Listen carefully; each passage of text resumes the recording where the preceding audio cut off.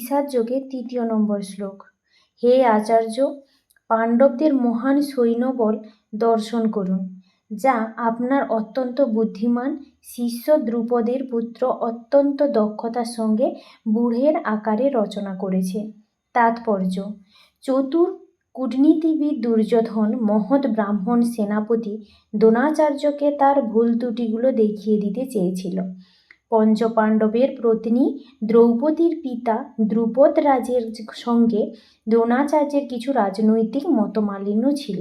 এই মনোমালিন্যের কারণে দ্রুপদ এক যজ্ঞের অনুষ্ঠান করেন এবং সেই যজ্ঞের ফলে বরপ্রাপ্ত হন যে তিনি দ্রোণাচার্যের হত্যা করতে সক্ষম এক পুত্র লাভ করবেন। দ্রোণাচার্য এই বিষয়ে সম্পূর্ণভাবে অবগত ছিলেন, কিন্তু দ্রুপদ তার সেই পুত্র ধৃষ্টদ্যুম্নকে যখন অস্ত্র শিকারের জন্য তার কাছে প্রেরণ করেন, তখন উদার ব্রাহ্মণ রূপে দ্রোণাচার্য তাকে সব রকমের অস্ত্র শিক্ষা এবং সামরিক কলাকৌশলের গুচ্ছ শিক্ষাসমূহ প্রদান করতে দ্বিধা করেননি।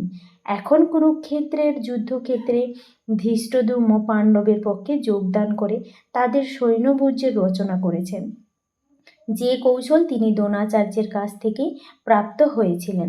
দ্রোণাচার্যের এই ত্রুটির কথা দুর্যোধন তাকে স্মরণ করিয়ে দিল, যাতে তিনি সতর্কতার সঙ্গে আপোষহীনভাবে যুদ্ধ করেন।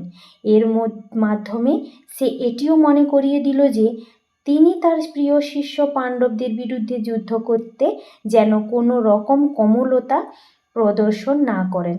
বিশেষত অর্জুন ছিলেন তার সবচেয়ে প্রিয় ও মেধাবী শিষ্য। দুর্যোধন আরও সতর্ক করে দিতে চেয়েছিলেন যে এই ধরনের কোমলতার ফলে যুদ্ধে অবধারিতভাবে পরাজয় হবে।